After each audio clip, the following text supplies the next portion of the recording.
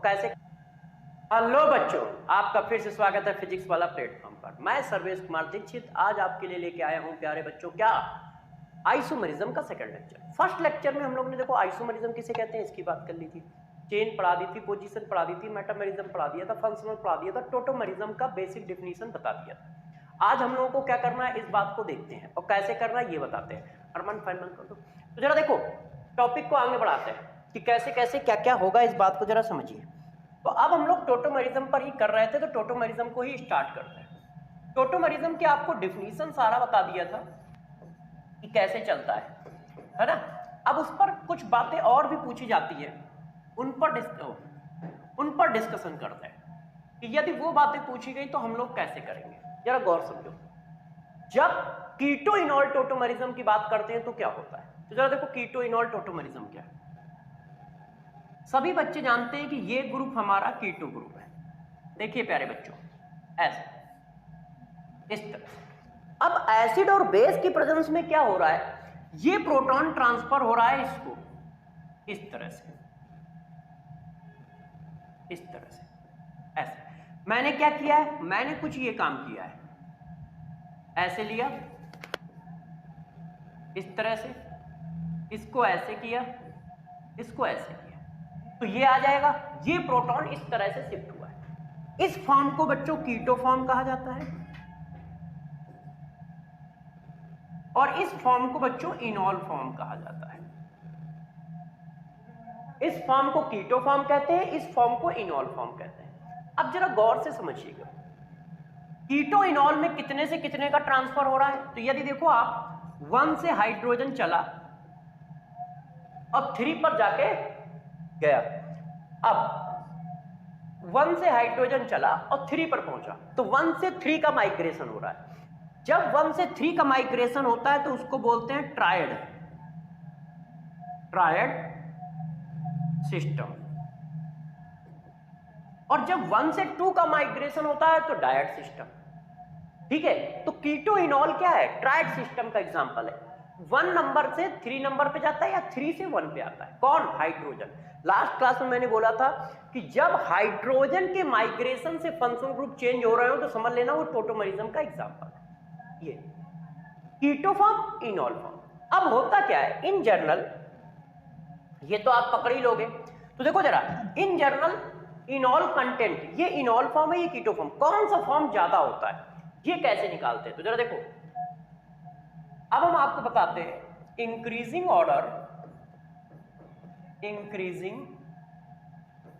Order of इनॉल content. इनॉल content का increasing order क्या है।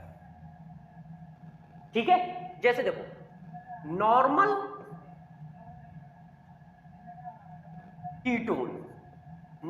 कीटोन में 100% के आसपास कीटो फॉर्म होता है, इनॉल फॉर्म ना के बराबर होता है। नॉर्मल कीटोन का मतलब ये वाला कीटोन, ऐसे ये कीटोन।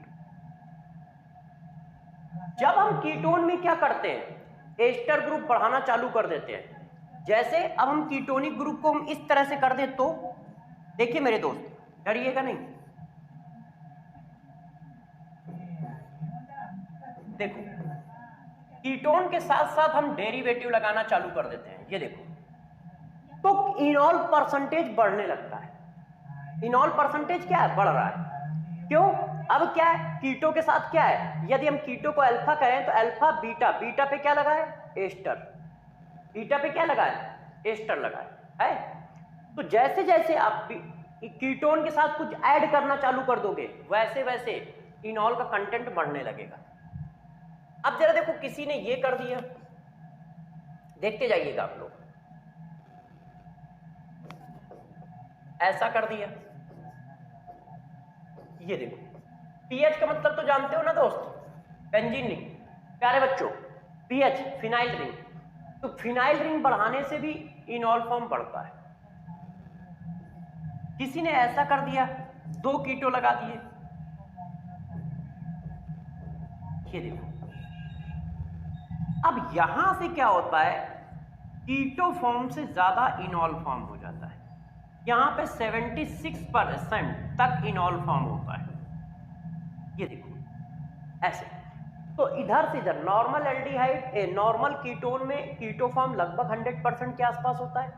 जैसे जैसे उस पर फंक्शनल ग्रुप बढ़ाते चले जाओगे, ठीक है, एस्टर है, ये सब है, तो इनॉल कंटेंट बढ़ता चला जाता है। इनॉल कंटेंट यहां पर आके डोमिनेट कर जाता है जब 2 कार्बोनाइल ग्रुप लगा दो, ऐसे 2 कार्बोनाइल।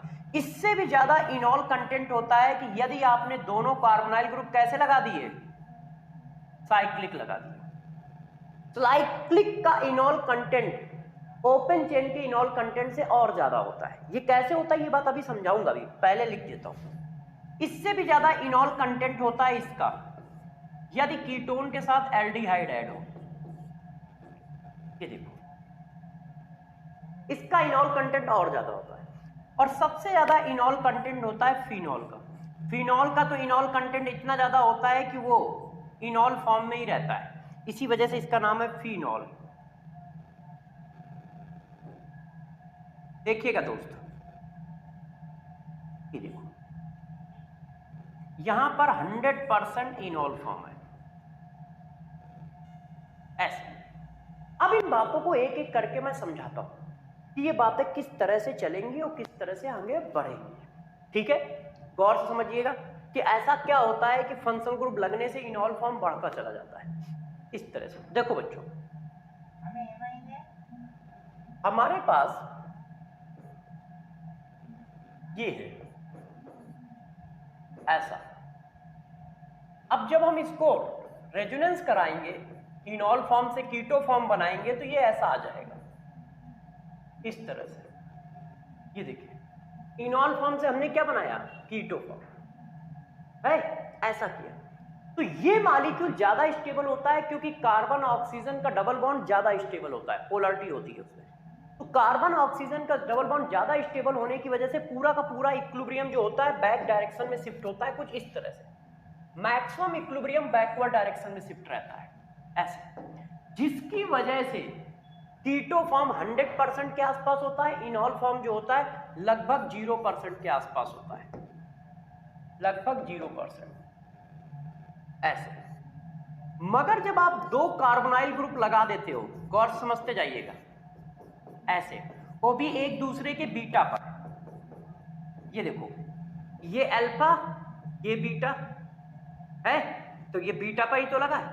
तो ये देखो यदि आप ऐसा कर देते हो तो देखो क्या होता है, तो आपने इनॉल फॉर्म बनाया। देखिएगा प्यारे बच्चों,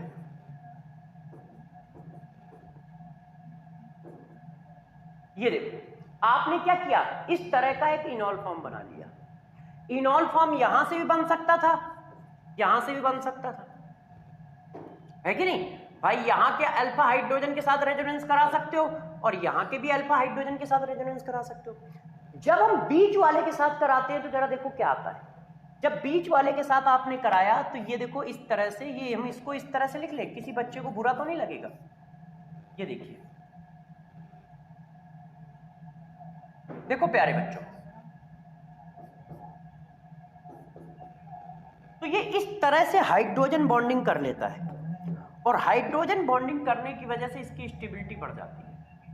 1 मिनट, इस तरह की हाइड्रोजन बॉन्डिंग कर लेता है। ओ 1 मिनट रुकना बच्चों, कलर चेंज कर दे इसका। ये देखिए, हाँ ऐसे। तो ये क्या करता है, इस तरह की हाइड्रोजन बॉन्डिंग कर लेता है। हाइड्रोजन बॉन्डिंग की वजह से क्या होता है, ये स्टेबलाइज कर जाता है। हाइड्रोजन बॉन्डिंग की वजह से क्या होता है, ये स्टेबलाइज कर जाता है, स्टेबल हो जाता है, जिससे क्या होता है कीटो फॉर्म इनॉल फॉर्म में कन्वर्ट होने लगता है और ये जाके वही 76% तक क्या हो जाता है, पहुंचा देता है। तो जब हम डाई कीटो लगाते हैं एक दूसरे के अल्फा बीटा पर, तो अल्फा बीटा पर जब डाई कीटो लगाया जाता है तो ये इस तरह से चलता है। ये थोड़ा सा गलत लिखे है ना, ये अल्फा ये बीटा इसके रिस्पेक्ट में। तो जरा देखो यार, जब हम डाई कीटो लेते हैं वो भी कैसे, बीटा डाई कीटोन, तो बीटा डाई कीटोन में क्या होता है, इस तरह की हाइड्रोजन बॉन्डिंग हो जाती है जिसकी वजह से स्टेबिलिटी बढ़ जाती है। ठीक है, स्टेबिलिटी बढ़ जाती है। तो ध्यान रखिएगा, यदि हम ये इनॉल फॉर्म बनाएंगे, किसी बच्चे ने कहा सर ऐसे बना लो, तो अब मेरे दोस्तों बताओ आपके हिसाब से रेजोनेंस किस में ज्यादा है? इसका ये वाला फिगर ज्यादा इंपॉर्टेंट है कि ये वाला? यदि इस फिगर में देखो तो डबल सिंगल डबल रेजोनेंस है, इस फिगर में देखो डबल सिंगल सिंगल रेजोनेंस है नहीं है। तो इसका मतलब यदि कोई मेरे से पूछता है कि ये फिगर ए है और ये फिगर बी है, मैंने बीटा डाई कीटोन के दो फिगर बनाए। गौर समझिए, बीटा डाई कीटोन के मैंने प्यारे बच्चों दो फिगर बनाए, एक ये बनाया और एक ये बनाया। मैं ये पूछना चाहता हूं इसमें से इनॉल कंटेंट किसका ज्यादा है? तो आप किसका बोलोगे इनॉल कंटेंट किसका ज्यादा है? ए का इनॉल कंटेंट बी से ज्यादा है। तो किसी ने पूछा वाई, ऐसा क्या है कि बी का इनॉल कंटेंट कम है, ए का ज्यादा है? तो ये है, इसके पास रेजोनेंस भी है, डबल सिंगल डबल, और साथ साथ में हाइड्रोजन बॉन्डिंग भी है। और इसके पास रेजोनेंस नहीं है, हाइड्रोजन बॉन्डिंग की कंडीशन तो है, अभी भी बन जाएगी, मगर रेजोनेंस नहीं है। तो इनॉल कंटेंट किसका ज्यादा होगा? ए का। तो हमेशा ध्यान रखना इनॉल कंटेंट उन्हीं का ज्यादा होता है जो कार्बोनाइल ग्रुप के बीच में आते हैं। इनॉल कंटेंट उन्हीं का ज्यादा होता है जो कार्बोनाइल ग्रुप के बीच में आते हैं। जो हाइड्रोजन कार्बोनाइल ग्रुप के बीच में होंगे उनका इनॉल कंटेंट ज्यादा होगा।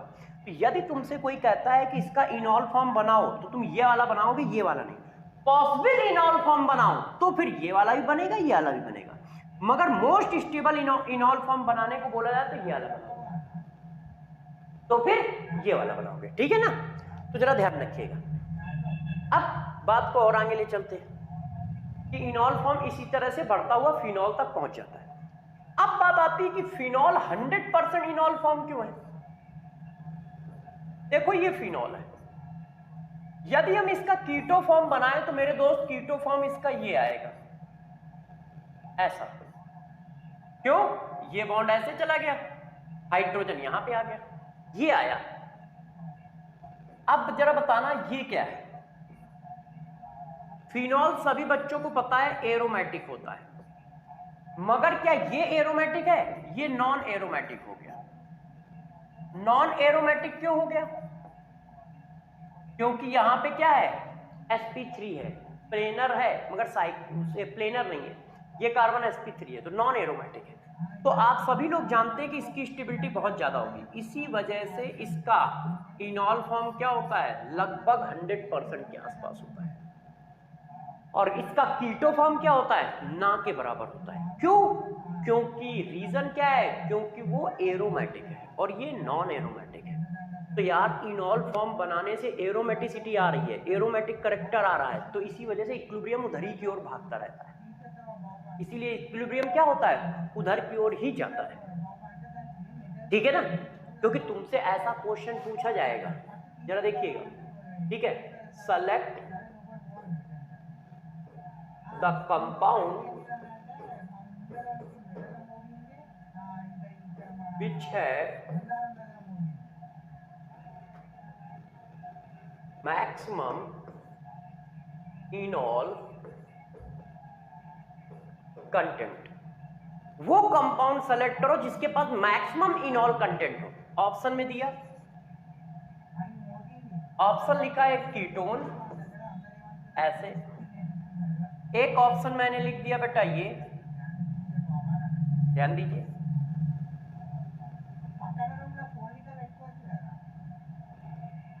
ये देखो। एक ऑप्शन बेटा मैंने लिख दिया ये, ध्यान दीजिए,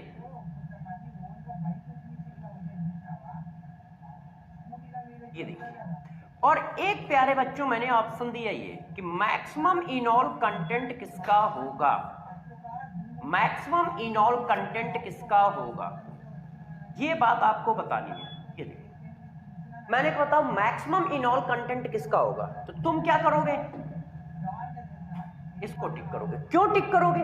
बाकी सब इनॉल कंटेंट होने पर एरोमेटिक करेक्टर नहीं ला रहा है। ये जो है, यदि मैं इसका इनॉल फॉर्म बनाऊं तो देखो ये ऐसे आया, ये ऐसे गया, हाइड्रोजन यहां से यहां शिफ्ट हुआ। जब हाइड्रोजन यहां से यहां शिफ्ट हुआ तो बेटा ये देखो कैसा हो गया? एरोमेटिक हो गया। चेक करो, ये फिनॉल हो गया, तो ये कैसा हो गया है? एरोमेटिक हो गया है। तो 100% इनॉल फॉर्म इधर है। और इनमें से कोई भी मॉलिक्यूल इनॉल फॉर्म बनाने से एरोमेटिक नहीं हो रहा है, इसलिए आंसर क्या है? तो इनॉल कंटेंट किसका होगा? इसका ज्यादा होगा। तो जरा ध्यान रखिएगा कि जब भी कहीं इनॉल कंटेंट बनाने का है तो आप उसके फिगर बना के देख लो। ऐसा तो नहीं है उनमें से कोई जैसे ही तुम उसको इनॉल बना रहे हो तो वो एरोमेटिक हो रहा है। यदि वो इनॉल बनाने से एरोमेटिक हो रहा है तो उसका इनॉल कंटेंट 100% के आसपास होगा। जैसे इस मॉलिक्यूल को चेक करो, यदि मैं आपसे पूछता हूं कि इसका इनॉल कंटेंट कैसा होगा, दूसरों से कम होगा कि ज्यादा होगा, बताओ? तो तुम कहोगे यार दूसरों से कम होगा। अब जरा इसको गौर से समझिएगा, यहाँ पे 2 हाइड्रोजन है, यहाँ पर भी 2 हाइड्रोजन है, और दोस्त यहाँ पर भी 2 हाइड्रोजन है। अब यदि मैं इसको ऐसे माइग्रेट करा दूं, देखिए कैसे, ये यहाँ पर, ये यहाँ पर इनॉल बन गया। इसी तरह इसका करा दो, ये बॉन्ड यहाँ, ये यहाँ इनॉल बन गया। इसी तरह इसको करा दो, ये बॉन्ड यहाँ पर और ये यहाँ इनॉल बन गया। तो जरा देखना क्या हुआ है, गौर समझिएगा। एक बॉन्ड यहाँ पे आ गया और ये किस में कन्वर्ट हो गया? OH में। इसको चेक करो, एक बॉन्ड यहाँ आ गया, ये किस में कन्वर्ट हो गया? OH में। ठीक है, इसको चेक करो, एक बॉन्ड यहाँ आ गया, ये किस में कन्वर्ट हो गया? OH में। जरा बताना ये क्या हो गया?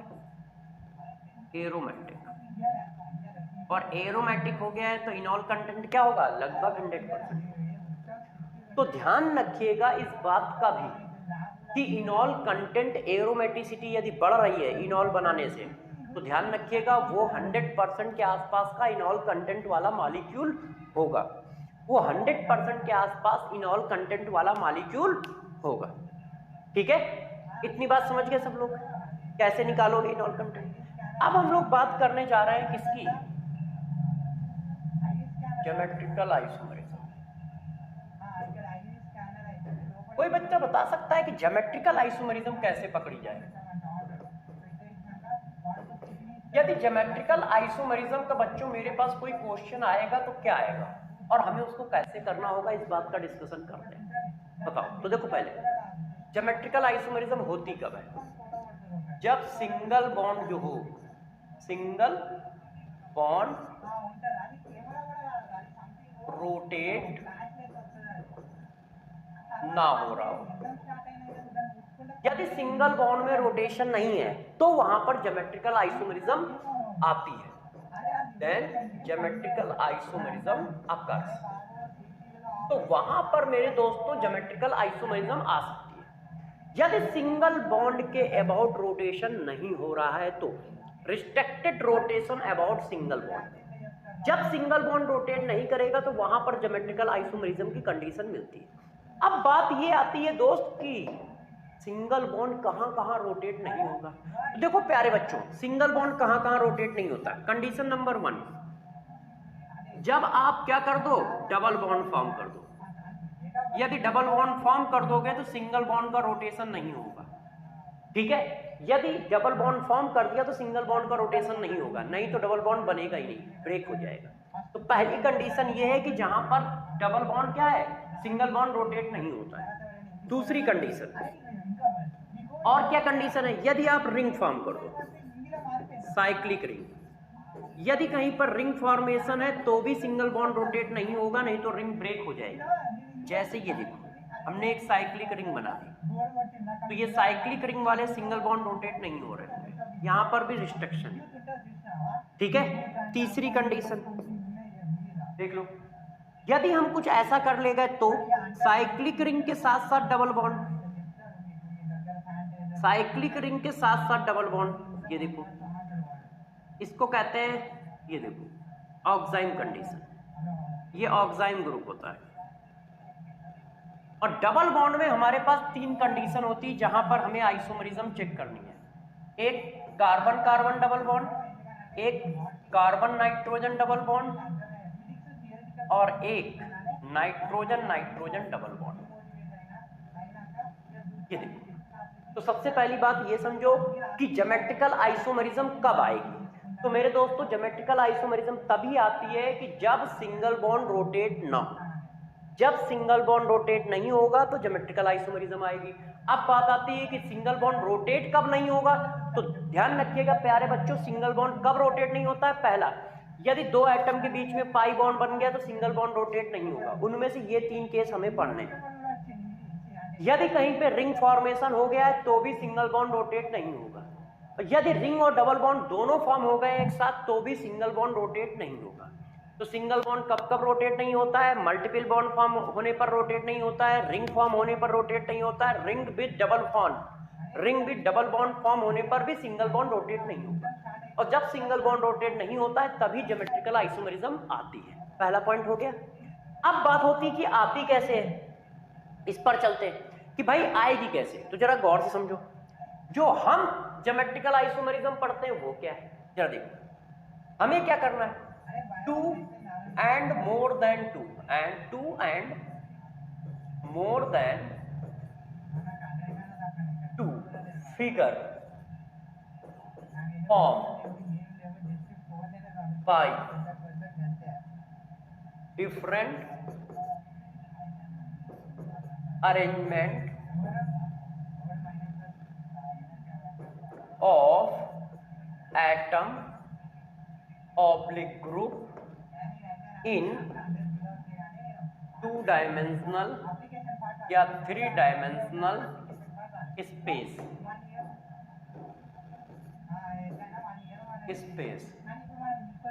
2-dimensional 3-dimensional एटम प्लेन पर 2-dimensional 3-dimensional स्पेस में एटम और ग्रुप का अरेंजमेंट डिफरेंट होना चाहिए।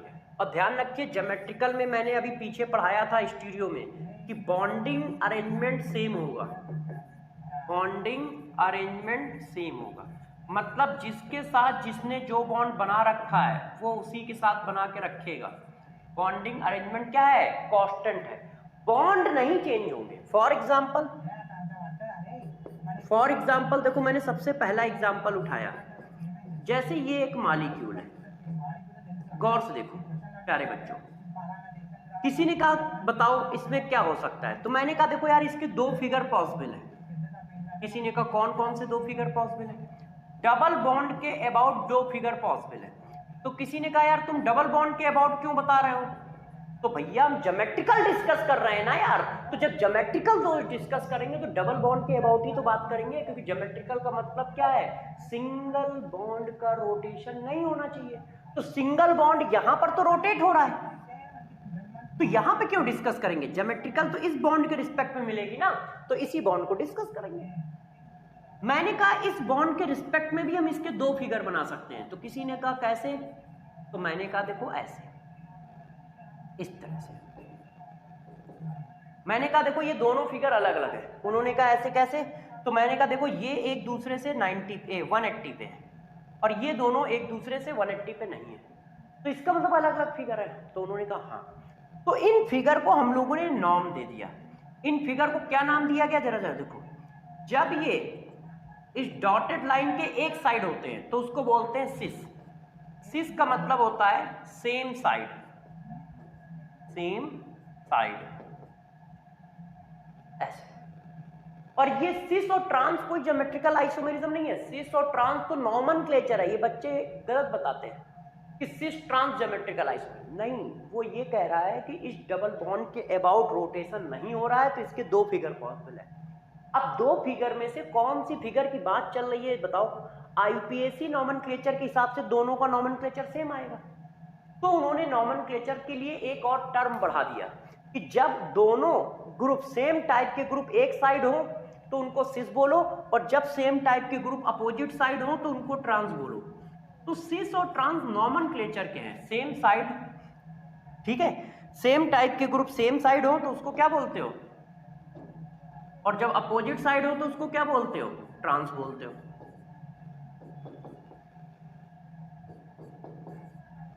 बात समझ रहे हो? जब हमारे पास सेम टाइप के ग्रुप अपोजिट साइड है तो ट्रांस, और सेम साइड है तो सिस। तो सिस और ट्रांस जो है नॉमेनक्लेचर के नाम है। हमें तो बस इतना देखना है कि डबल बॉन्ड घूम नहीं रहा है और उसके रिस्पेक्ट में हम 2 या 2 से ज्यादा फिगर बना देते हैं तो ज्योमेट्रिकल है। डबल बॉन्ड घूम नहीं रहा है, उसके रिस्पेक्ट में हम 2 या 2 से ज्यादा फिगर बना देते हैं तो ज्योमेट्रिकल है। अब उनके नॉमेनक्लेचर के लिए हम सिस और ट्रांस पढ़ते हैं कि भैया इस वाले फिगर का नॉमेनक्लेचर सिस है, इस वाले फिगर का नॉमेनक्लेचर ट्रांस है। बात समझ रहे हो? तो पहली कंडीशन क्या है, डबल बॉन्ड नहीं घूमना चाहिए। दूसरी कंडीशन क्या है, उस डबल बॉन्ड के अबाउट हमें 2 या 2 से ज्यादा फिगर मिल जाने चाहिए, और यदि उस डबल बॉन्ड के अबाउट 2 या 2 से ज्यादा फिगर मिल गए तो ज्योमेट्रिकल है। ये देखो, और इस टाइप में जब सेम टाइप के ग्रुप सेम डायरेक्शन में होते हैं, प्लेन के एक साइड में होते हैं, तो हम उनको सिस कहते हैं, और जब बच्चे दोनों साइड में होते हैं तो हम उनको ट्रांस कहते हैं, अपोजिट साइड में होते हैं तो ट्रांस कहते हैं। अब जरा बताओ, क्या ये ज्योमेट्रिकल आइसोमरिज्म शो करेगा? चेक करो,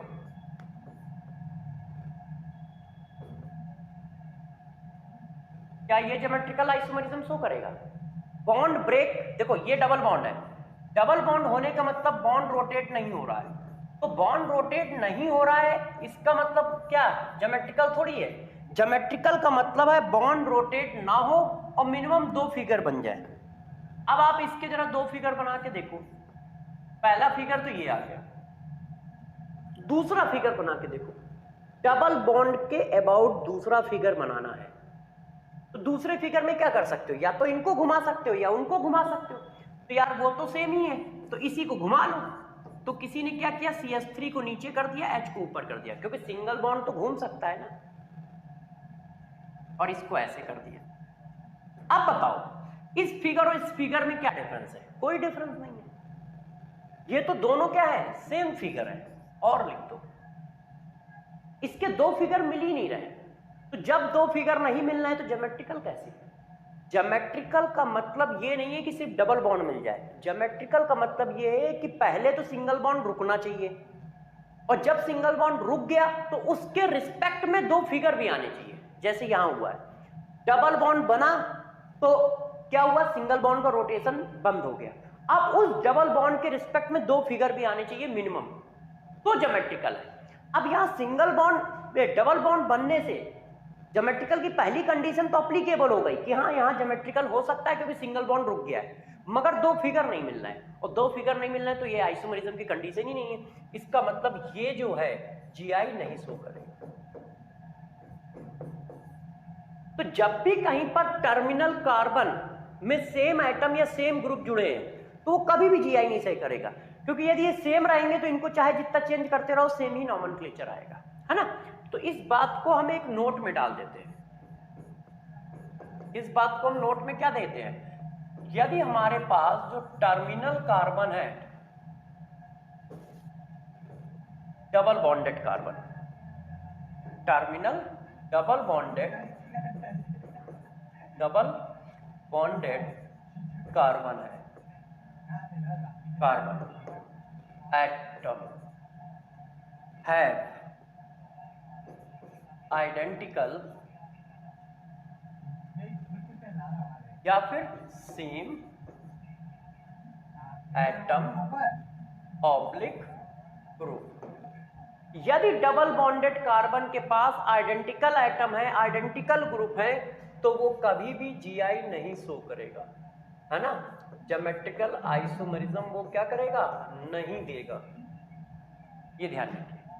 यदि क्या है, जो टर्मिनल कार्बन है या फिर हमारा देखो terminal double bonded carbon identical group हो तो वो जीआई नहीं देगा। हाँ, minimum only 1 double bond present in molecule. ये भी ध्यान रखना कि मॉलिक्यूल में एक ही डबल बॉन्ड होना चाहिए, यदि एक से ज्यादा डबल बॉन्ड है तो शो करेगा। जैसे ये देखो, क्योंकि हो सकता है आगे चल के आप इस बात को भूल जाओ, इस बात को देखिए, ध्यान दीजिए। अब बताओ, देखो यहां पर दोनों टर्मिनल है, इस पर दोनों ग्रुप क्या है, सेम, तो क्या ये जीआई नहीं करेगा? करेगा। इसके 2 फिगर आएंगे, कैसे आएंगे देखो,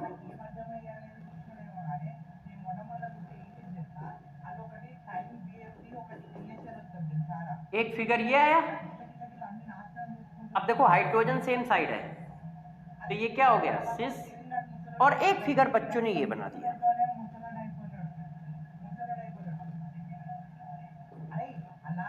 ये देखो बच्चों, ये क्या है, पूरा बॉन्ड है ना, ऐसे। अब देखो, अब हाइड्रोजन कैसे हैं, अब आप चेक करो तो हाइड्रोजन डायगोनली, ये देखो है। तो अब क्या हुआ, ट्रांस हो गया, दो अलग अलग फिगर है कि नहीं, जबकि टर्मिनल पे तो सेम एटम है। तो ये जो टर्मिनल पे सेम एटम होने पर जीआई नहीं मिलती है, उसके लिए एक डबल बॉन्ड होना चाहिए।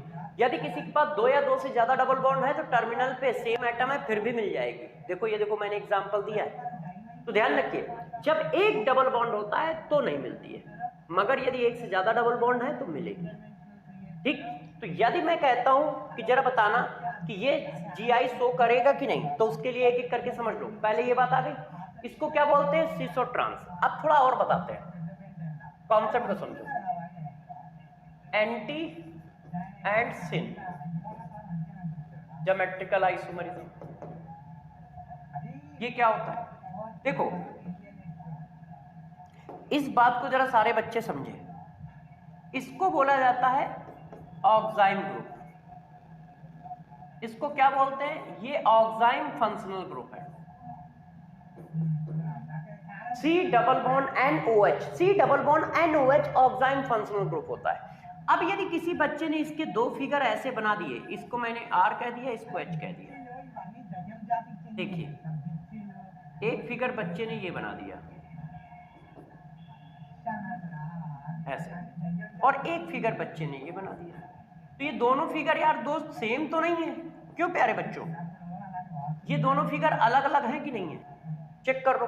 कैसे चेक करें, तो जरा देखो यार इस बात को, हाइड्रोजन और ऑक्सीजन डायगोनली है, और इसमें हाइड्रोजन और ऑक्सीजन क्या है, एक साइड में।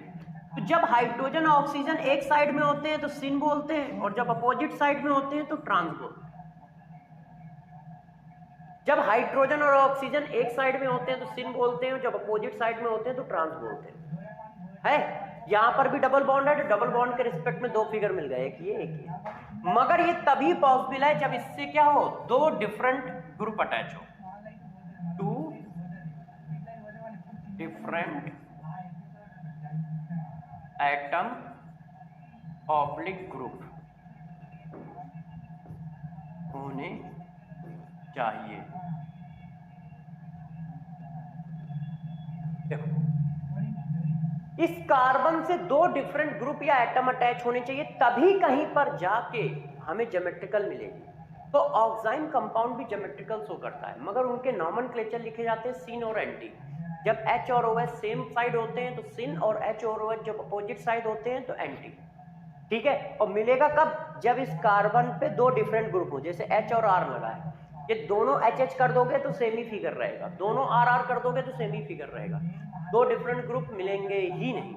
तो हम लोगों ने इतनी देर में सीखा क्या है, इतनी देर में ये सीखा है कि जब कहीं पर सिंगल बॉन्ड रोटेट नहीं हो रहा है, तो उस सिंगल बॉन्ड रोटेट जब नहीं हो रहा है तो उसके रिस्पेक्ट में देख लो कि क्या दो फिगर मिल सकते हैं, यदि मिल सकते हैं तो ज्योमेट्रिकल है। अब जरा देखो यार प्यारे बच्चों,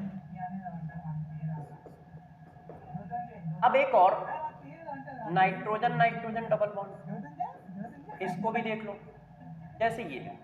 अब इसके दो फिगर पॉसिबल है, कैसे दो फिगर पॉसिबल है, एक बच्चे ने फिगर ऐसे बना दिया, देखिएगा दोनों लोन पेयर एक दूसरे के अपोजिट में है, तो इसको बोल देते हैं ट्रांस। और जब दोनों लोन पेयर एक दूसरे के सेम साइड हो ऐसे, तो इसको बोल देते हैं सिस। इसके भी दो फिगर पॉसिबल हो गए, और डबल बॉन्ड के अबाउट दो फिगर मिलना है तो ज्योमेट्रिकल है। ये देखो इस तरह से।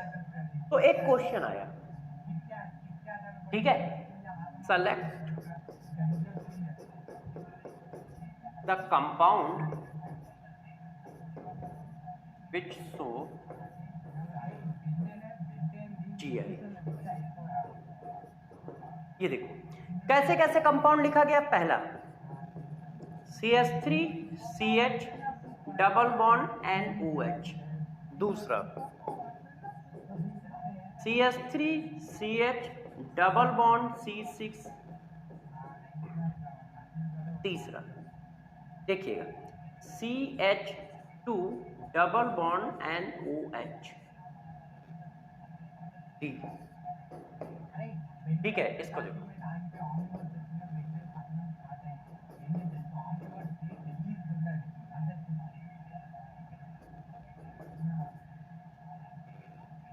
अब जरा देख के बताओ कौन कौन से मॉलिक्यूल हैं जो ज्योमेट्रिकल शो कर सकते हैं और नहीं कर सकते।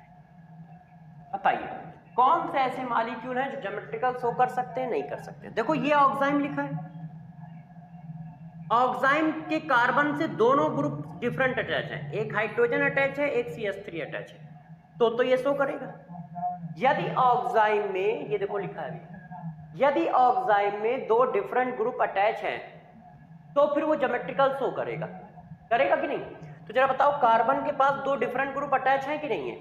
ये कार्बन है, एक कौन अटैच है, हाइड्रोजन, और एक कौन अटैच है, दोस्त CH3। यदि एक हाइड्रोजन और एक CH3 अटैच है, दो डिफरेंट ग्रुप हैं, तो दो फिगर मिल जाएंगे, मिल जाएंगे कि नहीं मिल जाएंगे, तो ये ज्योमेट्रिकल शो करेगा। इसको चेक करो, अब यहां पर भी डबल बॉन्ड है, डबल बॉन्ड के अबाउट दो फिगर मिल जाएंगे। क्यों फिगर मिल जाएंगे, क्योंकि यहां पर अलग ग्रुप है, यहां पर अलग ग्रुप है। एक बार हम H को क्या कर देंगे, सिस, एक बार H को क्या कर देंगे, ट्रांस। यहां पर ये भी ऑक्साइम है, मगर इस कार्बन से अटैच दोनों एटम सेम है, और जब दोनों एटम सेम है तो इसके दो फिगर मिल ही नहीं पाएंगे। एक फिगर ये बना दिया, अब दूसरा फिगर बना के बताओ क्या आएगा।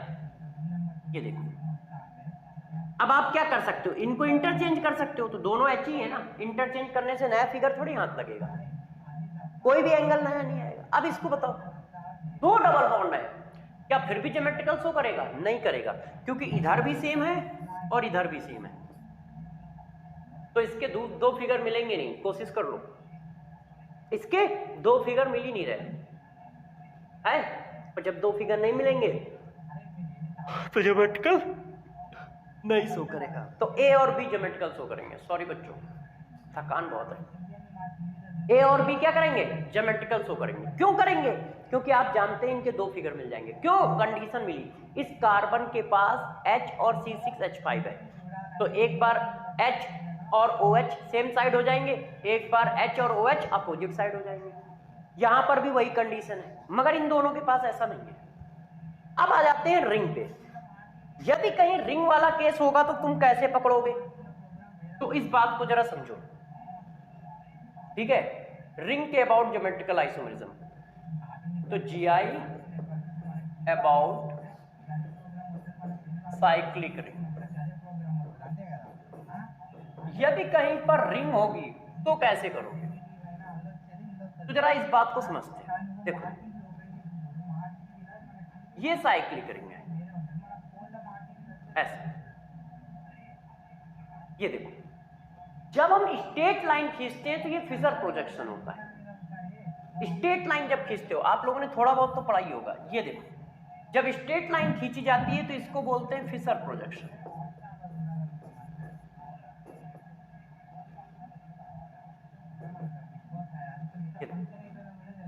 ठीक है, ऐसे। और जब आप ये खींचते हो ऐसी लाइनें किसी कार्बन से, ये खींचने का मतलब है कि आप ये कह रहे हो कि ये जो एटम है या मॉलिक्यूल है अबव द प्लेन है,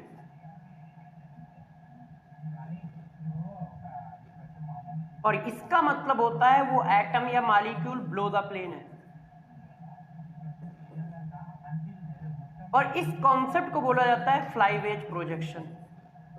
फ्लाईवेज प्रोजेक्शन, प्रोजेक्शन का मतलब क्या होता है, 3 डायमेंशनल फिगर को 2 डायमेंशनल फिगर में प्रोजेक्ट करना।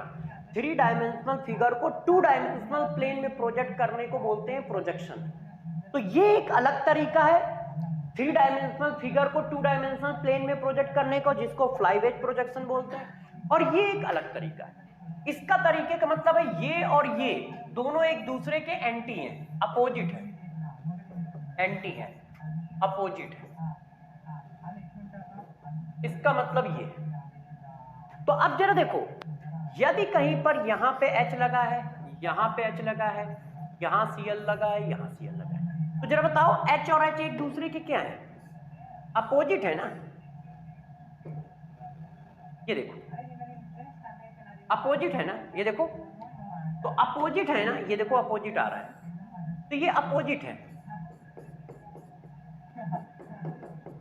अपोजिट। और यदि अपोजिट है तो ये क्या बोले जाएंगे, ट्रांस। क्यों? क्योंकि ये रिंग रोटेट नहीं होगी, रिंग बन गई है ना तो रिंग रोटेट नहीं होगी। अब इसी चीज को यदि हम फ्लाईवेज प्रोजेक्शन के फॉर्म में कहें तो आप चाहें तो इसी चीज को फ्लाईवेज प्रोजेक्शन के फॉर्म में ऐसे दिखा सकते हैं, एच ये आ गया,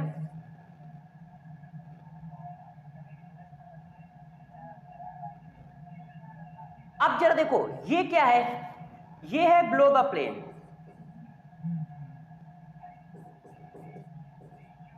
और ये क्या है, ये अबव द प्लेन है। इसका मतलब क्या हुआ, इसका मतलब ये कहा जा रहा है जैसे ये रिंग है तो अबव द प्लेन ये है और बिलो द प्लेन का मतलब ये है, ये प्लेन है, जो हमारा हाफ है वो प्लेन है। इसका मतलब तुम कह रहे हो एक एज जो है ऊपर की ओर है ऐसे लगा है, ठीक है, और दूसरा एज जो है नीचे की ओर है ऐसे लगा है, तो ये तो एक दूसरे के अपोजिट हो गए ना। तो फ्लाईवेज प्रोजेक्शन में अपोजिट दिखना नहीं चाहिए क्योंकि उसका अपोजिट का रिप्रेजेंटेशन ही अलग अलग है। गौर समझो, फ्लाईवेज प्रोजेक्शन में अपोजिट दिखना नहीं चाहिए, जैसे ये देखो दिख नहीं रहे हैं, एच इधर है एच इधर है, दोनों एक ही जैसे हैं, एक ही टाइप के हैं ना, वहां प्रोजेक्शन ही अलग है, डॉटेड और वेज के फॉर्म में प्रोजेक्शन है। और जो लाइन होता है, लाइन में दिखना चाहिए कि अपोजिट है।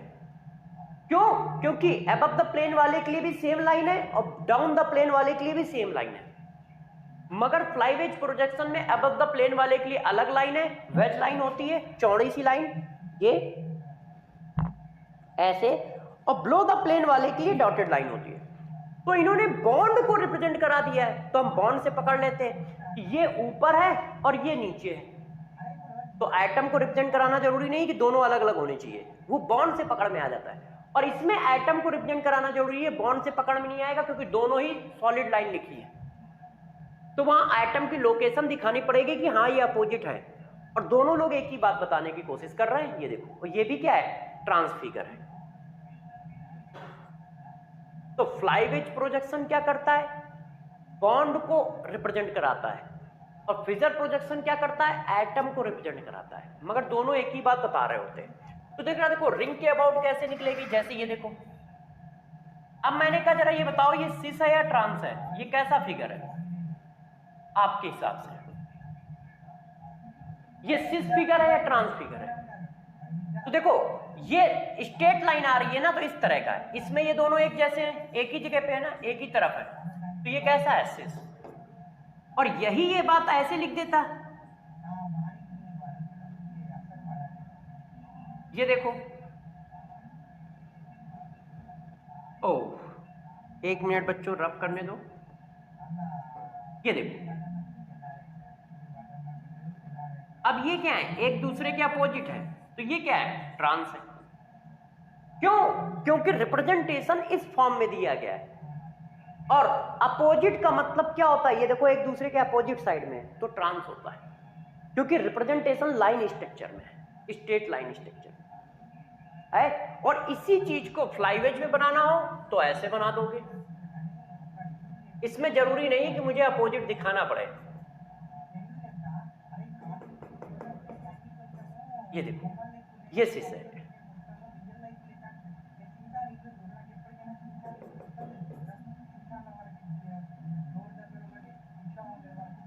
ये देखो, ये ट्रांस है, इसमें मैंने बॉन्ड को दिखा दिया है।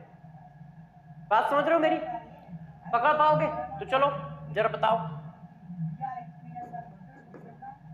पहले तो ये बताओ क्या इसमें और सिस और ट्रांस आइसोमेरिज्म मिल पाएगी कि नहीं मिल पाएगी? मैंने एक मॉलिक्यूल लिख दिया है आपके लिए, ऐसे बताओ क्या सिस और ट्रांस आइसोमेरिज्म है? क्या सिस और ट्रांस आइसोमेरिज्म है इस मॉलिक्यूल में? तो इस मॉलिक्यूल के क्या दो फिगर मिल पाएंगे आपको? तो आपने देखा कि क्या इस मॉलिक्यूल के हमें दो फिगर मिल पाएंगे, कैसे, HCl ClH, किसी ने काम ऐसे भी तो बना सकते हैं, HCl ClH।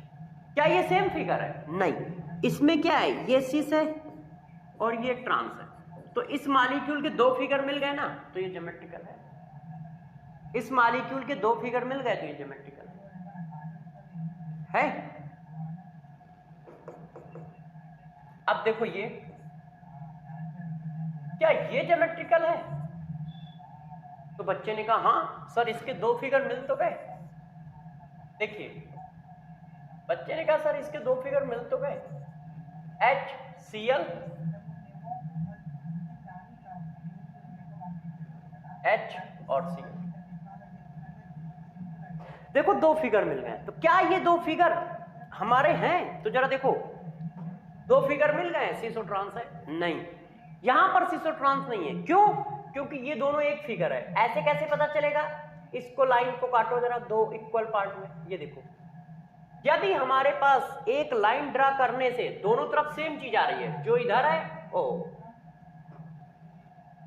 ऐसे, ये देखो जो इधर है वही पार्ट इधर है, सेम पार्ट है, दो इक्वल पार्ट में डिवाइड हो गया है, टू इक्वल पार्ट।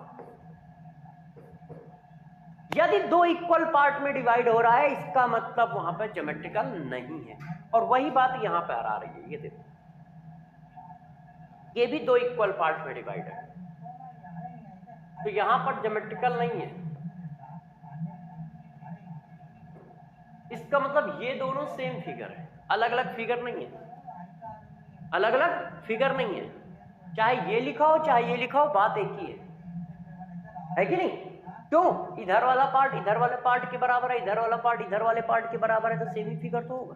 और इसमें ऐसा नहीं है ना, मानो चेक करके देख लो, आप चाहे जैसे डालो, देखो कैसा करना चाहते हो, चाहे जैसे कर लो, सेम पार्ट मिलेगा ही नहीं। डाल के देख लो, ऐसे करते हो,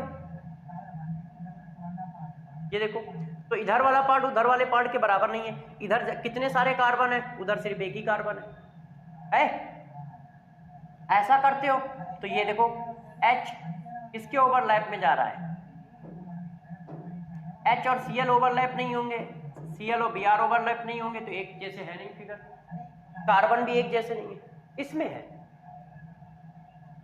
तो अब आपका मन कर, अच्छा सॉरी, अब आपका मन कर रहा होगा हम और फिगर बताएंगे, तो मैंने कहा ठीक है यार बता लो।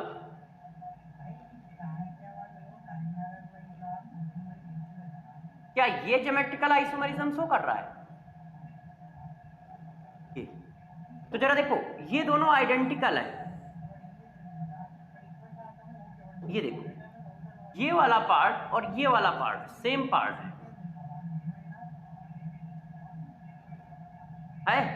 तो ये GI शो करेगा? नहीं, इसके दो फिगर मिल ही नहीं सकते। और ये क्या हुआ, मैंने ये जो कंडीशन बताई थी, इस कंडीशन को देखो,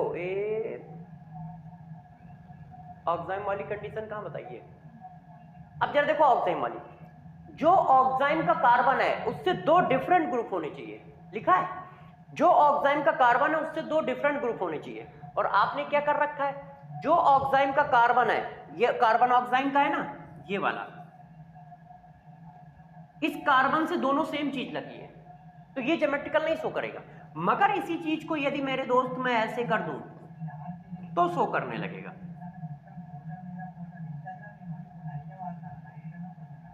ये देखो अब ये ज्योमेट्रिकल शो करने लगेगा। क्यों? क्योंकि अब आप जब लाइन डालोगे तो ये इक्वल पार्ट में डिवाइड नहीं होगा। इधर CH3 है इधर CH3 है, नहीं, तो ये क्या करेगा, GI शो करेगा, है ये क्या करेगा, GI शो करेगा। क्यों? क्योंकि इक्वल दो पार्ट में ना डिवाइड होने का मतलब ये एक अलग तरह का कंपाउंड लीगेंड है और ये एक अलग तरह का लीगेंड है। लीगेंड बोलो या ग्रुप बोलो, दो अलग अलग तरीके के हैं। तो साइक्लिक रिंग में भी जरा हमें ध्यान रखना है कि किस तरह से ज्योमेट्रिकल मिलेगी। ठीक है, देखो जरा आपकी डिमांड पे इसको जरा समझो, जरा बताना कि इसका क्या होगा। ध्यान दीजिएगा, ये देखो HCl, H और Cl, ये क्या है, थोड़ा सा अच्छा फिगर बना देता हूं। ये देखो, देखिए H और Cl, H और C। ये क्या ज्योमेट्रिकल आइसोमेरिज्म शो करेगा? तो बिल्कुल करेगा। एक बार दोनों H सेम साइड कर दोगे, एक बार अलग साइड कर दोगे, तो ज्योमेट्रिकल आइसोमेरिज्म कर लोगे। यदि आप कहते हो कर लोगे, तो इसमें सेलेक्ट करना है कौन कौन GI शो कर रहा है, कौन कौन नहीं कर रहा है। बताओ, क्या ये GI शो कर सकता है? इसका दूसरा फिगर कैसे बनाओगे? देखो, एक यहाँ पे H है, यहाँ पे H है, इसका दूसरा फिगर कैसे बनेगा?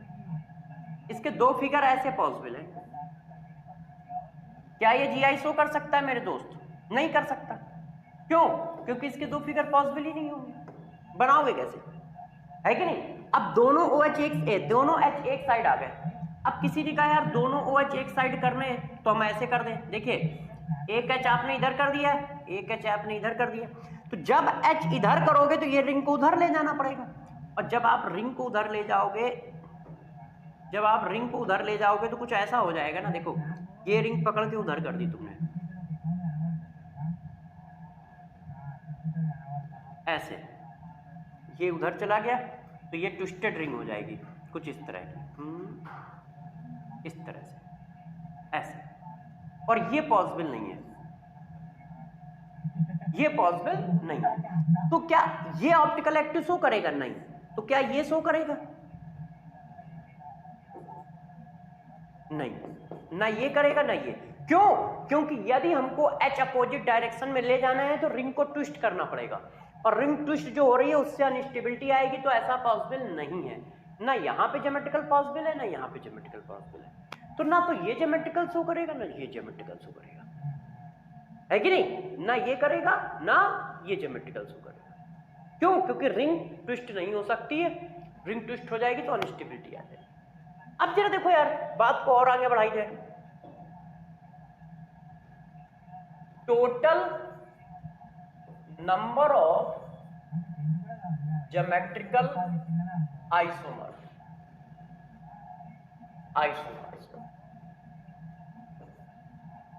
यदि कहीं ये निकालने को आ गए तो कैसे निकालोगे? जरा देखो, इसमें केस है 3। Case number 1, if both terminal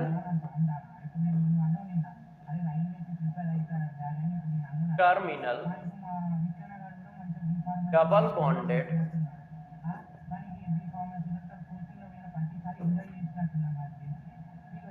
carbon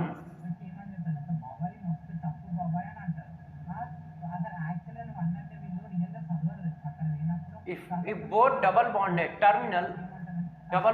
carbon have same atom oblique ligand बोल दूं या ग्रुप बोल दूं, बात एक ही है। यदि दोनों डबल बॉन्डेड कार्बन एटम जो हैं, जो दोनों terminal double bonded carbon atom है, वो कैसे हो? सेम, तब क्या होगा? डबल बॉन्डेड जो कार्बन है टर्मिनल वाले, वो सेम हो, उनके पास जो एटम या ग्रुप लगे हो वो सेम लगे हो। मतलब कुछ आप ये कहना चाह रहे हो। ये देखो, ये टर्मिनल है,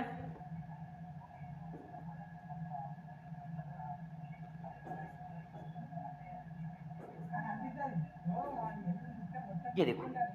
अब मेरे दोस्त जरा इस बात को पकड़ो, देखो क्या कहना चाह रहा हूं। देखिए, ये जो हमारा टर्मिनल डबल बॉन्ड है, इसके पास जो लीगेंड है वही लीगेंड इसके पास भी है। चेक करो, HCH3 HCH3।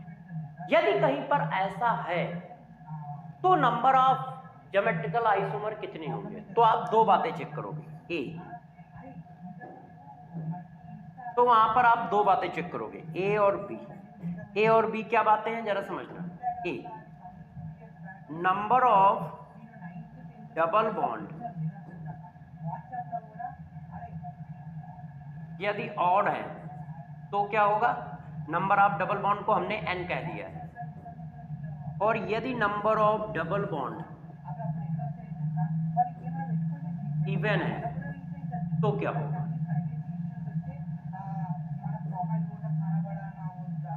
जरा बात गौर समझो, जो हमारे टर्मिनल डबल बॉन्डेड कार्बन हैं, यदि वो दोनों सेम एटम या सेम लिगेंड से अटैच हैं तो आप चेक करोगे कि डबल बॉन्ड इवन है या ऑड है।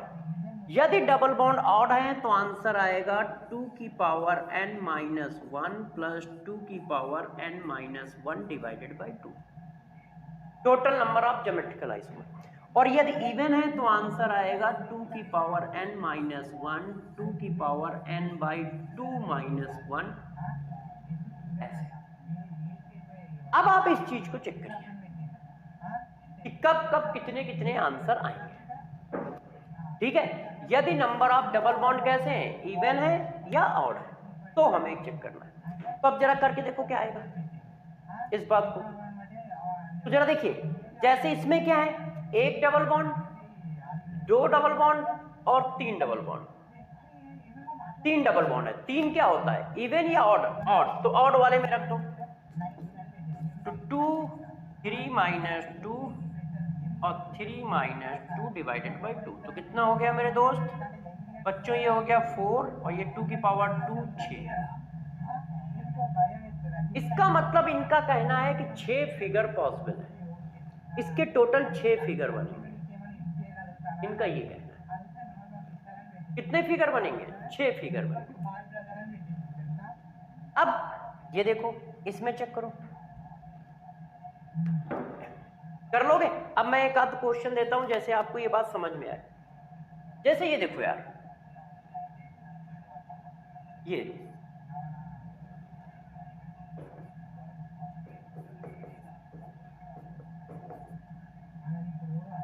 एक मिनट देखो बच्चों,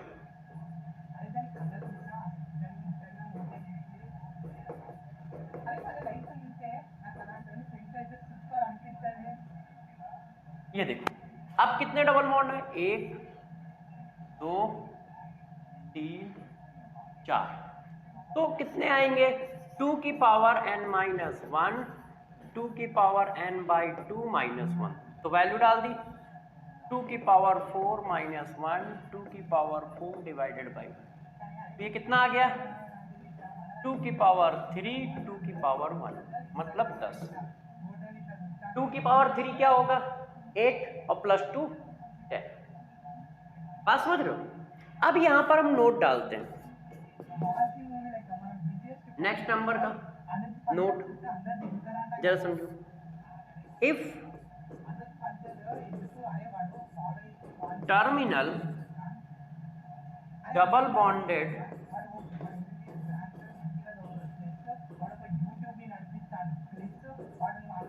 कार्बन have different group और एटम, मतलब नॉन सिमेट्रिकल है। मतलब क्या है, नॉन सिमेट्रिकल टर्मिनल है, तो क्या होगा, तो आंसर होगा 2 की पावर n। फॉर एग्जाम्पल जैसे ये देखो, C6H5CH डबल बॉन्ड, ये देखो मेरे दोस्त, अब क्या ये सिमेट्रिकल है, इधर C6H5 है उधर CH3 है, नॉन सिमेट्रिकल है। एक तरफ बेंजीन रिंग लगी है, दूसरी तरफ बेंजीन रिंग है ही नहीं। तो जब ये नॉन सिमेट्रिकल है तब आप आसानी से ये बात कह सकते हो कि हम आंसर ये वाला लगा लेंगे। तब आंसर क्या आएगा, 2 की पावर n, और n की वैल्यू क्या है, 2 डबल बॉन्ड है, मतलब 4, मतलब 4। ठीक है, अब कुछ बातें नोट डाल के लिख रहा हूं, इनको जरा समझो। यदि हमारे पास कहीं पर सक्सेसिव डबल बॉन्ड हैं, कुछ इस तरह से, पहले समझा देता हूं। ये देखो, ये तो अब इनको कितने डबल बॉन्ड काउंट किया जाएगा, एक डबल बॉन्ड। इस पूरे को एक डबल बॉन्ड मानोगे, एक डबल बॉन्ड। यदि कहीं से लाइन से डबल बॉन्ड है तो उस पूरे को एक डबल बॉन्ड मानोगे। ठीक है, नोट नंबर 1। नोट नंबर 2, यदि कहीं पर टर्मिनल वाला डबल बॉन्ड तो है मगर ज्योमेट्रिकल नहीं शो कर रहा है, दोनों एटम सेम है, तो इसको जीरो डबल बॉन्ड मानोगे। जीरो डबल बॉन्ड मतलब इसको काउंट नहीं करोगे। जीरो डबल बॉन्ड मानने का मतलब समझ रहे हो, इसको काउंट नहीं करोगे। दो कंडीशन समझो, यदि सक्सेसिव डबल बॉन्ड है तो उसको एक मानोगे, और यदि कहीं पर दोनों टर्मिनल हाइड्रोजन या कंपाउंड सेम है तो इसका मतलब उसके रिस्पेक्ट में तो ज्योमेट्रिकल आएगी नहीं, तो जब उसके रिस्पेक्ट में ज्योमेट्रिकल नहीं आएगी तो उसको जीरो डबल बॉन्ड मानोगे, क्योंकि उसके रिस्पेक्ट में तो ज्योमेट्रिकल पॉसिबल ही नहीं है ना यार दोस्त। फॉर एग्जाम्पल मैं ये कहना चाह रहा हूं, जरा गौर समझिए। देखो एक एग्जाम्पल मैंने ये लिया,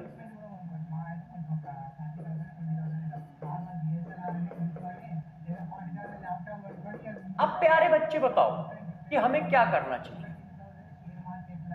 एक डबल बॉन्ड, दो डबल बॉन्ड, अब क्या इसको तीन डबल बॉन्ड लिखना चाहिए? नहीं, ये कोई डबल बॉन्ड नहीं है। क्यों नहीं है? क्योंकि दोनों क्या है, दोनों एटम सेम है। तो जब दोनों एटम सेम है तो इसके रिस्पेक्ट में तो ज्योमेट्रिकल मिलेगी नहीं, तो इसको काउंट नहीं करोगे। ऐसा नहीं कि डबल बॉन्ड सारे काउंट करने हैं, अब ये नहीं काउंट होगा, तो इसके आंसर क्या आएगा? 2 की पावर 2 4। किसी ने कहा 2 की पावर 2 क्यों? क्योंकि मेरे दोस्त अब ये टर्मिनल ये है और दूसरा टर्मिनल हमारा ये इतना बड़ा है। क्यों? क्योंकि इसके रिस्पेक्ट में तो ज्योमेट्रिकल मिल ही नहीं सकती है।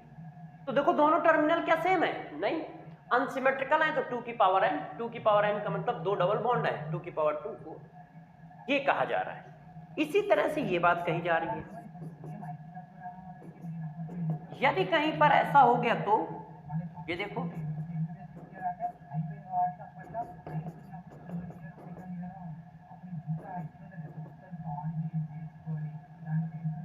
अब पूछा जा रहा है ज्योमेट्रिकल बताओ, तो हम कैसे काउंट करेंगे? 1 पूरा 2 3 4।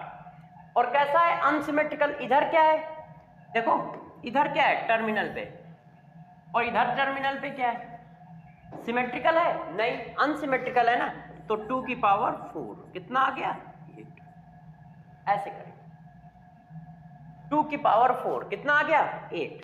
अब जरा देखो यार, यदि ये बात ऐसे लिखी होती तो क्या करते आप? देखिए मेरे दोस्तों अच्छे से समझिएगा,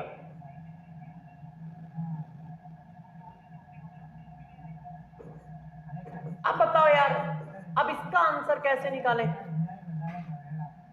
बताइए कितना आएगा? तो गौर समझिए, n क्या है? n डबल बॉन्ड है। कौन से डबल बॉन्ड है? जो ज्योमेट्रिकल शो कर सकते हो।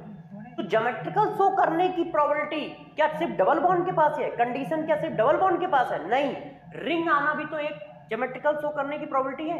तो इसका मतलब रिंग के रिस्पेक्ट में ज्योमेट्रिकल मिल सकती है, तो इसके रिस्पेक्ट में एक ज्योमेट्रिकल मिली, रिंग के रिस्पेक्ट में एक ज्योमेट्रिकल मिली, और इसके रिस्पेक्ट में एक ज्योमेट्रिकल मिली, तो 2 की पावर 3। आंसर क्या हुआ? 8।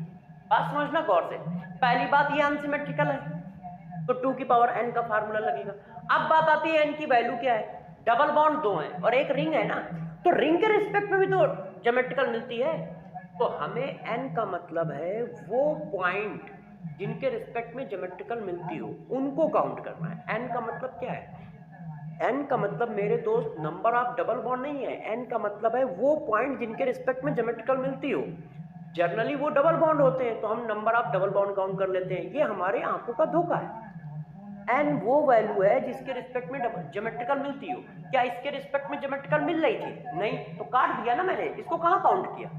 क्या इन दोनों के रिस्पेक्ट में ज्योमेट्रिकल मिल सकती है? नहीं, क्योंकि ये तो यार लीनियर है, ये कार्बन तो लीनियर है, तो इस कार्बन के रिस्पेक्ट में मिलेगी नहीं, इसलिए इस पूरे को डबल बॉन्ड मान लिया।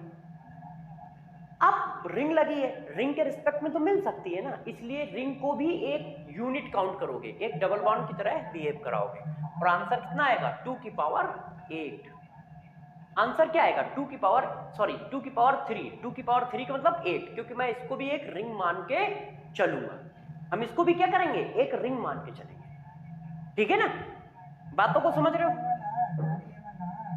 अब जरा देखो last and final, EZ isomerism.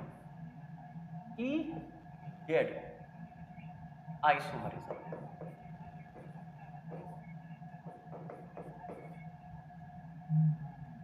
EZ isomerism क्या होती है यार? ये ज्योमेट्रिकल आइसोमेरिज्म का ही एक टाइप है। कब? जब इस तरह की सिचुएशन हो तो क्या किया जाए? जैसे देखो जरा, मैं आपको एक एग्जांपल से इस बात को समझाने की कोशिश करता हूं। दोस्त ये लिखा है,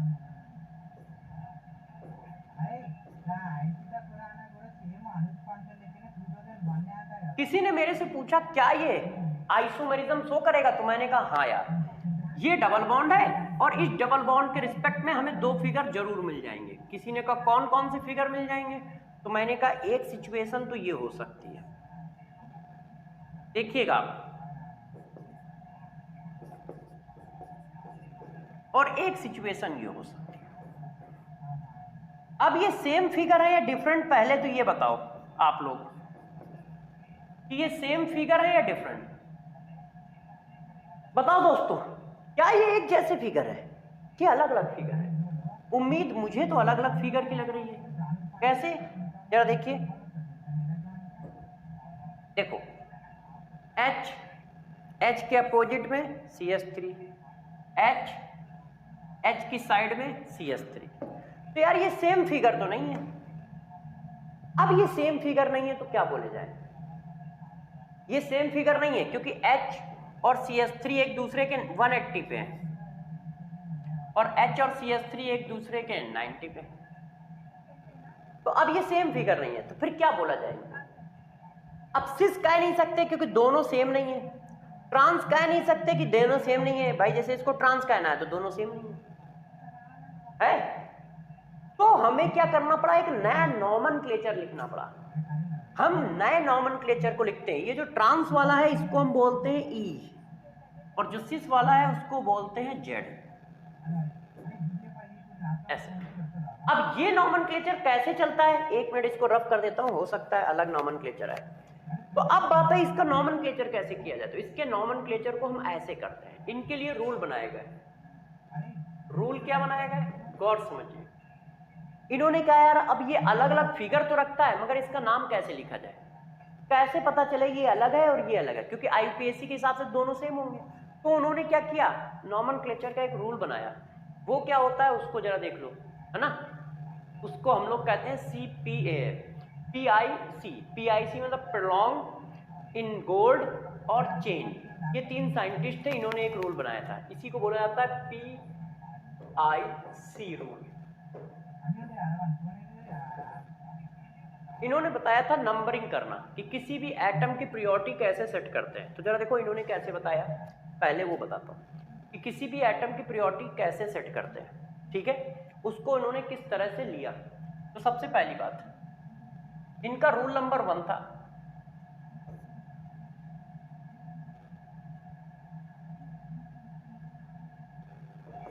पीरियोडिसिटी जो होती है वो डायरेक्टली प्रोपोर्शनल होती है एटॉमिक नंबर के। जिसका एटॉमिक नंबर ज्यादा होगा उसकी पीरियोडिसिटी ज्यादा होगी। जैसे इन दोनों में जरा चेक करके बताओ, कार्बन से क्या अटैच है? हाइड्रोजन। कार्बन से क्या अटैच है? हाइड्रोजन। दोनों का एटॉमिक नंबर सेम है। जैसे इन्होंने ये बताया कि देखो ये डबल बॉन्डेड कार्बन है, इससे ऑक्सीजन अटैच है, इससे कार्बन अटैच है। तो इसका एटॉमिक नंबर कितना होता है? 6। इसका एटॉमिक नंबर कितना होता है? 8। तो इसको नंबर 1 दोगे, इसको नंबर 2 दोगे। ऐसे इन्होंने बोला। पहला रूल ये कि जितना ज्यादा एटॉमिक नंबर उतनी ज्यादा उसकी प्रायोरिटी। ठीक, इतनी बात समझ गए? जितना ज्यादा एटॉमिक नंबर। जैसे एक और एग्जांपल देता हूं, जैसे ये देखो, इस तरह का इन्होंने बोला। जैसे ये देखो नाइट्रोजन है NH2 और ये क्या है? अब बताओ, नाइट्रोजन का एटॉमिक नंबर 7, फास्फोरस का 15। तो हम इसको 1 कहेंगे, इसको 2 कहेंगे। ठीक, ऐसे। फिर इन्होंने कहा यदि कहीं पर ऐसा हो पहले एटम का सेम हो जाए, यदि फर्स्ट एटम का एटॉमिक नंबर सेम हो जाए दोनों में, तो क्या करो? सेकंड को कंपेयर करो, सेकंड एटम को कंपेयर करो। सेकंड का सेम हो जाए तो थर्ड को कंपेयर करो। ऐसे करते चले जाओ। यदि पहला एटम सेम हो जाए तो सेकंड को कंपेयर करो, सेकंड सेम हो जाए तो थर्ड को कंपेयर करो, थर्ड सेम हो जाए तो फोर्थ को कंपेयर करो। मतलब कुछ उस तरह से। देखो बच्चों, देखिए OH OCH3। अब जरा चेक करो, पहला एटम दोनों में क्या है, सेम है, ऑक्सीजन ऑक्सीजन। जब पहला एटम सेम है तो यार एटॉमिक नंबर भी सेम होगा। तो अब हम किसको कंपेयर करेंगे, दूसरे वाले को। ये क्या है, हाइड्रोजन एटॉमिक नंबर 1, ये क्या है, कार्बन एटॉमिक नंबर 6। तो जब इसका एटॉमिक नंबर 6 है और उसका एटॉमिक नंबर 1 है, तो जरा बताओ पीरियोडिक इसकी ज्यादा लगानी चाहिए। तो हम इसको क्या बोलेंगे, ये बोलेंगे 1 और इसको बोलेंगे 2। ये कहा जा रहा है पहले एटम का सेम हो जाए दूसरे में चले जाओ, दूसरे एटम का सेम हो जाए तीसरे में चले जाओ। ठीक है, अब नेक्स्ट नंबर का रूल देखो। नेक्स्ट देखो, यदि कहीं पर एटॉमिक नंबर सेम है मतलब आइसोटोपिक है, ऐसा कब हो, जब आइसोटोपिक केस हो, आइसोटोपिक केस। तो उसमें क्या करना है, उसमें आपको ध्यान रखना है कि जो पीरियोडिसिटी है, पीरियोडिसिटी वो डायरेक्टली प्रोपोर्शनल होगी किसके, मास नंबर के। P जो होगा वो डायरेक्टली प्रोपोर्शनल होगा मास नंबर के। ऐसे जैसे देखो ये कार्बन है, ये आया D, ये आया H। अब बताओ एटॉमिक नंबर इसका भी कितना है और इसका भी कितना है। भाई ये दोनों एक दूसरे के आइसोटोप हैं, आइसोटोप का एटॉमिक नंबर तो सेम ही होगा। तो मास पे चले जाओ, मास नंबर कितना होगा। तो मेरे दोस्त मास नंबर हाइड्रोजन का 2 और ड्यूटेरियम का 2, सॉरी हाइड्रोजन का 1 और ड्यूटेरियम का 2। तो हम नंबर इसको 1 देंगे, इसको 2 देंगे, इसको 1 देंगे, उसको 2 देंगे। नेक्स्ट नंबर रूल, ठीक है। नेक्स्ट नंबर रूल क्या है, जरा उसको समझो। जितने ज्यादा बॉन्ड, नंबर ऑफ बॉन्ड, उतने ज्यादा एटम। पहले देखो नंबर ऑफ बॉन्ड जो है नंबर ऑफ एटम के बराबर है। मतलब यदि कहीं पर ये लगा है तो तुम इसका मतलब ये समझो कि इससे 3 नाइट्रोजन लगे हैं, ये कहा गया है। यदि कहीं पर ये लिखा है तो तुम इसका मतलब ये समझो कि इससे 2 ऑक्सीजन लगे हैं, ऐसा। बात को जरा समझिए बच्चों, ऐसा उन्होंने कहा। यदि कहीं पर, तो ऐसे क्या होगा, जैसे ये देखो, गौर समझिए, हम लोग फंस सकते हैं कैसे, जैसे ये देखो। अब हमसे पूछा गया जरा बताओ किसको नंबर 1 कहें, किसको नंबर 2 कहें। तो इसका मतलब क्या है, इसका मतलब मेरे दोस्त ये है कि इससे 2 नाइट्रोजन है, इसका मतलब क्या है, इससे 3 नाइट्रोजन है। अब कंपेयर करो, कंपेयर करोगे तो क्या होगा, देखो हम कंपेयर करने जा रहे हैं। पहले से पहला कट गया, कंपेयर नहीं हो पाया, दूसरे से दूसरा कट गया, कंपेयर नहीं हो पाया, कार्बन से कार्बन कट गया, कंपेयर नहीं हो पाया क्योंकि दोनों सेम है। अब इसके पास क्या है, नाइट्रोजन, इसके पास क्या होगा, हाइड्रोजन होगा। तो ये कंपेयर में ज्यादा हो गया, तो ये 1 हो गया, ये 2 हो गया। बात समझ पाए, इस तरह से हम चीजों को करेंगे। रूल समझ गए। सबसे पहले एटॉमिक नंबर, जब पहले का एटॉमिक नंबर सेम हो जाए तो दूसरे का कंपेयर कर लो, दूसरे का सेम हो जाए तो तीसरे का कंपेयर कर लो। ठीक है, आइसोटोपिक की बात है तो जितना ज्यादा मास उतना ज्यादा नंबर। और यदि कहीं पर जितने ज्यादा बॉन्ड उतने ज्यादा एटम, 3 बॉन्ड है तो 3 एटम मान के चलो, 2 बॉन्ड है तो 2 एटम मान के चलो, और कंपेयर करते चले जाओ।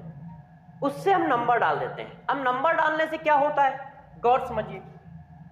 अब हम लोग चलते हैं इजेड आइसोमरिज्म को समझाने में कि नंबर डालने से क्या होता है। ये देखो, ये एक मॉलिक्यूल लिखा है, देखिएगा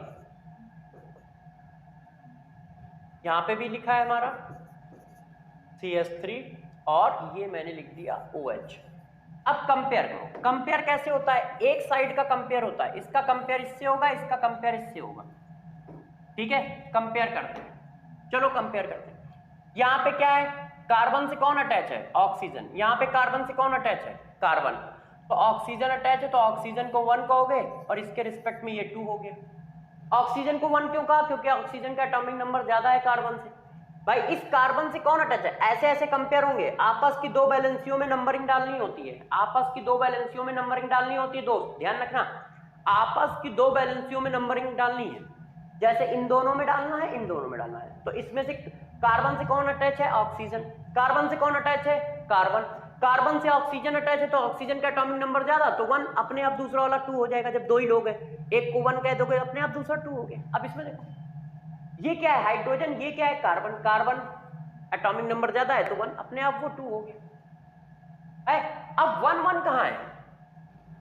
चेक करो 1 1 जो है वो कहां पे है?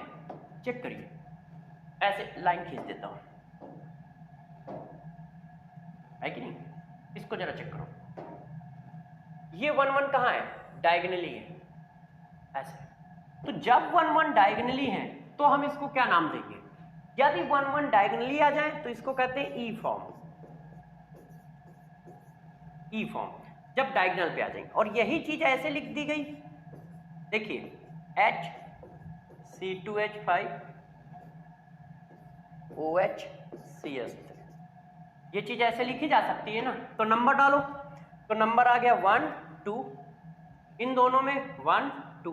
अब 1 1 कैसे? अब 1 1 पैरेलल है, एक ही साइड में, तो बोलते हैं जेट रो। तो क्या बोलते हैं? तो बोलते हैं जेट फॉर्म, ऐसे। तो इसमें क्या होता है? नंबर डाल के देखने पड़ते हैं, और नंबर डालना बहुत इजी काम है यार, तुम्हारे लिए तो बहुत इजी है। क्यों? क्योंकि तुम लोग इतने टैलेंटेड हो यार कि अपने आप बता दोगे कितने नंबर है। एक आध क्वेश्चन में करके भी दिखा देता हूं, जैसे आप लोगों को थोड़ा सा रिलैक्स रहे, टफ वाले ही उठाता हूं।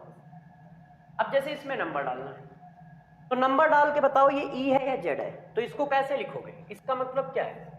इसके पास 2 ऑक्सीजन है और 1 हाइड्रोजन है, इसके पास क्या है? 3 ऑक्सीजन है। क्यों? अरे 2 तो खुद के, 1 उसका। तो अब बताओ किसको नंबर ज्यादा दोगे? इसी को नंबर ज्यादा दोगे। क्यों? इसके पास 3 है, इसके पास 2 है। अब इसमें आ जाओ, दोनों सेम। अब इसके पास क्या है? कार्बन, और इसके पास ऑक्सीजन के पास क्या है? हाइड्रोजन, तो नंबर इसी को मिलेगा। अब 1 1 कहां है? सेम साइड में है, तो जेड फॉर्म हो गया। बात समझ पाए कैसे किया? अरे मेरे दोस्त C डबल बॉन्ड O है, तो C डबल बॉन्ड O का मतलब 2 ऑक्सीजन है, C डबल बॉन्ड O भी है और फिर OH भी है, इसका मतलब इसके पास 3 ऑक्सीजन है। तो कार्बन कार्बन कट गया, ऑक्सीजन ऑक्सीजन का कंपेयर हो गया, वो तो सेम ही है। जब तक नंबर नहीं आएगा, जब तक डिफरेंट ना आए, तो डिफरेंट आया ना, इसके पास H इसके पास O, तो O का नंबर ज्यादा होगा, एटॉमिक नंबर 8, हाइड्रोजन का 1। तो यही बात यहाँ की, हाइड्रोजन हाइड्रोजन क्या हो गए? सेम हो गए, sorry carbon oxygen oxygen same हो गए। तो ऑक्सीजन के बगल में यहाँ क्या है? कार्बन, वहां क्या है? हाइड्रोजन, तो ये ज्यादा हो गया, है कि नहीं? अब जरा देखो ये, इसका नॉमेनक्लेचर करके बताओ ई जेड के फॉर्म में, कब ई है कब जेड है। ये देखो ऐसे। अब बताइए दोस्तों कब ई है कब जेड है? तो जरा देखो ये क्या है? CH3, तो इसका मतलब H कहाँ है? इधर होगा, अपोजिट जाता है ना। ये CH3 तो H कहाँ है? इधर होगा, इधर ऐसे होगा, क्योंकि 120 एंगल है ना। तो ये तो अपोजिट है, अपोजिट है तो क्या है? चाहो तो आप EZ के फॉर्म में कहना चाहते हो तो E कहो, नहीं तो ये क्या है? ट्रांस है, क्योंकि अब तो सेम सेम मिल गया, ये भी ट्रांस है। इस वाले भी आ सकते हैं ना, लाइन स्ट्रक्चर। तो लाइन स्ट्रक्चर में क्या है? ये लाइन इधर है तो अगली लाइन इधर होगी, क्योंकि डबल बॉन्ड के बीच में क्या होता है बेटा? 120 एंगल है ना। तो यदि ये वाली हरी वाली लाइन इधर है तो व्हाइट वाली को इधर ही खींचना पड़ेगा ना, बची हुई बैलेंसी को। यदि हरी इधर है तो बची हुई बैलेंसी इधर ही खींचनी पड़ेगी ना, है कि नहीं? यदि ये इधर है तो बची हुई बैलेंसी इधर ही खींचनी पड़ेगी ना, इस तरह से। इसमें तो यार बैलेंस ही नहीं बची है, ये तो लिखा ही गलत है।